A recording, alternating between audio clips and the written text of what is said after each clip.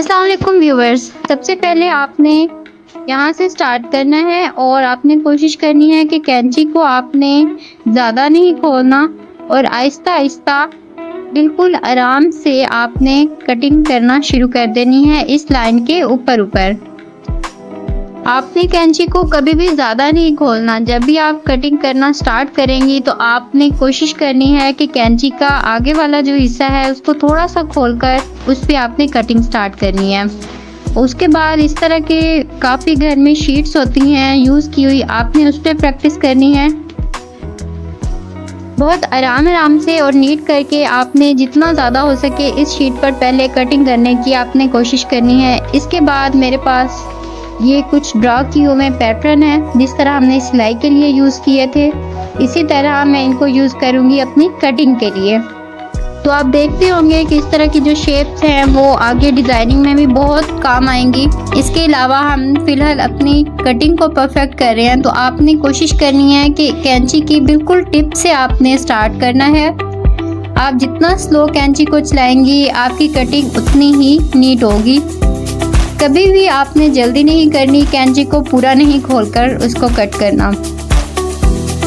देखने में ये चीज़ें आपको बहुत आसान लग रही होंगी जैसे बच्चों का काम हो, लेकिन आप जब ड्रॉ करके इस तरह डिफरेंट शेप्स पर कटिंग करेंगी तब आपको आइडिया हो जाएगा कि ये कितना ज़रूरी है।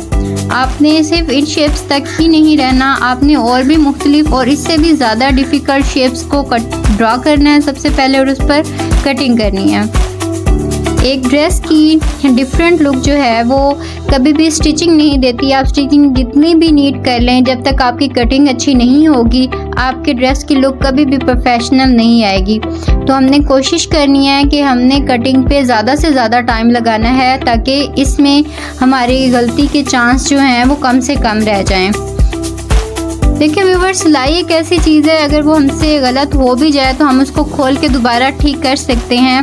अगर हमने पूरी शर्ट भी सी ली है लेकिन हम पहन के देखते हैं और वो कहीं ना कहीं से गलत है तो हम उसको खोल कर दोबारा जो है स्टिच कर लेंगे। लेकिन अगर वही शर्ट आपकी कटिंग में ख़राब हो गई है तो या तो फिर वो ठीक नहीं हो सकेगी, अगर होगी तो उसमें कहीं ना कहीं जोड़ लगाना पड़ेगा या फिर कोई ना कोई मसला उसमें रह ही जाता है। तो मैं आपको ये ज़रूर कहूँगी कि आपने ज़्यादा से ज़्यादा कटिंग पे अपना फोकस ज़रूर रखना है। तो इन शेप्स को कटिंग करने के बाद मैंने लिया है न्यूज़पेपर, और इस न्यूज़पेपर की लेंथ क्योंकि ज़्यादा होती है, पहले वाली शीट्स की लंबाई क्योंकि बहुत थोड़ी होती है, तो उसकी निस्बत हम न्यूज़पेपर अगर लेंगे तो इस पे फ्री हैंड कटिंग से हमें पता चल जाएगा कि हमारी कटिंग को और कितनी प्रैक्टिस की ज़रूरत है।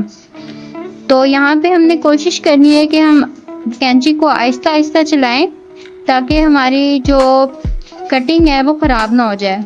देखिए शुरू में कभी भी मैं आपको ये नहीं कहूँगी कि आप कटिंग करेंगी तो आपकी जो है लाइन सीधी जाएगी। हमेशा जो है आपकी कटिंग में कैंची से इधर उधर कट लगेंगे, टेढ़ी होगी आपकी कटाई, और भी बहुत से मसले आएंगे। तो इस सब से ही हमने बचना है और इस सब को ही हमने परफेक्ट करना है, इसलिए हमारे लिए प्रैक्टिस बहुत ज़रूरी है।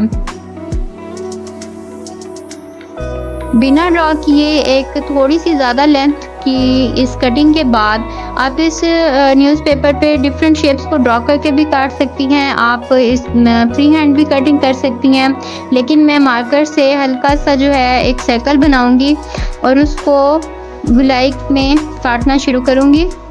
मेरे ख्याल में सर्कल एक ऐसी शेप है, अगर आपको स्मूथली इस पे कैंची चलाना आ गई तो समझे आपको 70% जो है वो कटिंग आ गई है। लेकिन याद रहे कि आपकी कटिंग जो है वो इक्वल हो, ये ना हो कि कहीं से ज़्यादा और कहीं से कम ना हो। ऐसे नहीं, कोशिश करें कि आपकी कटिंग जो है आप कर रहे हैं वो बिल्कुल इक्वल होनी चाहिए। तो व्यूअर्स, अब बारी आती है एक ट्राउज़र के पैटर्न को कट करने की। अब आप सोचेंगे कि वो तो आपको पता ही नहीं, लेकिन हम कपड़े प्रेस करते हुए इतना तो एटलीस्ट हम देख ही लेते हैं कि एक ट्राउज़र की जो शेप है वो किस तरह से है।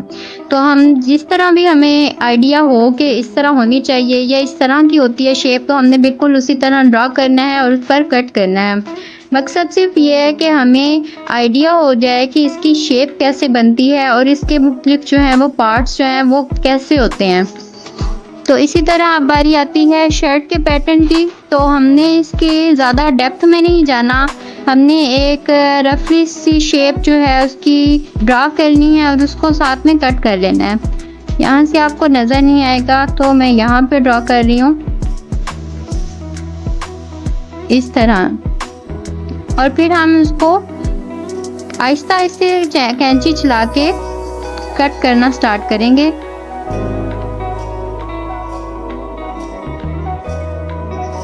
तो मेरे ख्याल में शर्ट की बेसिक सी शेप का ये पैटर्न रेडी हो गया है। इसके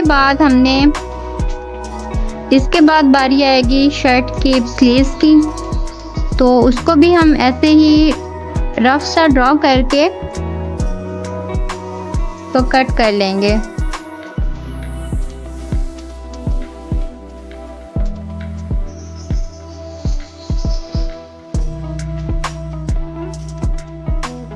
अब इन पैटर्न को बनाने के बाद हम ये देखेंगे कि हमने ये शेप्स के पैटर्न तैयार किस लिए किए हैं।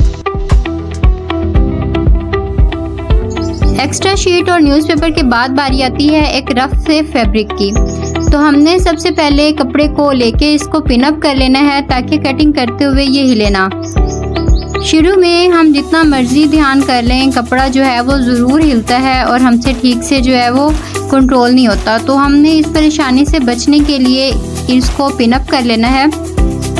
तो ये कपड़ा बहुत अच्छे से जो है वो पिन अप हो गया है। अब ये हिलेगा नहीं और कटिंग करते हुए कंट्रोल में भी रहेगा। जो पैटर्न हमने रेडी किया था हम उसको रख के ऊपर तो ड्रा करेंगे। हम इसको डायरेक्ट भी काट सकते हैं, लेकिन हमने क्योंकि चॉक का इस्तेमाल भी सीखना है तो हम इसको सबसे पहले ड्रॉ करेंगे। आप मार्कर से भी ड्रॉ कर सकते हैं, आप इसको चॉक की मदद से भी ड्रॉ कर सकते हैं। मैं ये चॉक इसलिए यूज़ कर रही हूँ ताकि आपको क्लियरली नज़र आ सके। अगर आपका ऊपर वाला पैटर्न हिल रहा हो तो आपने उसको पिन अप कर लेना है अच्छे से। हम शीट्स पे या न्यूज़पेपर पे जितना अच्छा कटिंग करना सीख जाएं, लेकिन जब भी आप फैब्रिक पे कटिंग करना शुरू करेंगी तो आपको आइडिया हो जाएगा कि फैब्रिक को कट करना थोड़ा सा मुश्किल है। स्पीड में हमसे मिस्टेक्स भी कम होती हैं और हमारा फिर हाथ भी बैठ जाता है उसी तरह। स्पीड की फिक्र आपने नहीं करनी। जब आप एक चीज़ में परफेक्ट हो जाएंगी तो स्पीड ऑटोमेटिकली आपकी जो है वो ज़्यादा हो जाएगी। तो नेक्स्ट मेरे पास है ये फैब्रिक और इसको मैंने ऑलरेडी कवर कर लिया था। अब मैं इस पे रखूँगी शर्ट का पैटर्न। इस रुख पर कभी भी हम कपड़े की कटिंग नहीं करेंगे। हम कोशिश करेंगे कि जो फोल्डिंग वाला कपड़ा है वो हमारा नीचे से बच जाए ताकि हमारा कपड़ा वेस्ट ना हो और ज़्यादा से ज़्यादा हम कपड़े को सेव कर सकें। पिन अप करने के बाद मैं इस पैटर्न को ड्रा कर लूँगी। ट्राउज़र की निस्बत शर्ट की कटिंग थोड़ी सी मुश्किल होती है और इस पे टाइम भी ज़्यादा लगता है, लेकिन अगर आप इसकी बेसिक्स को अच्छी तरह प्रैक्टिस करेंगी और इसमें मास्टर हो जाएंगी तो फिर आप इसको बहुत इंजॉय करने वाली हैं। क्योंकि आपको पता है कि शर्ट्स की बहुत डिफरेंट शेप्स होती हैं, इसकी बहुत सी लुक्स होती हैं जिसको हम फॉलो करेंगे। तो शर्ट की कटिंग पे जो है ना वो आपका फोकस ज़्यादा होना चाहिए, क्योंकि स्टिचिंग वही बात है कि हम उसको खोल के दोबारा रीसेट कर सकते हैं, लेकिन कटिंग को जो है दोबारा से सेट करना मुमकिन नहीं होता, तो चीज़ें ख़राब हो जाती हैं। तो हमने शर्ट को कभी भी सिंगल वे में नहीं कट करना, हमने इसको फोल्ड करना है। और अब मैं इसके जो लाइंस हैं उनको इक्वल कर लूँगी।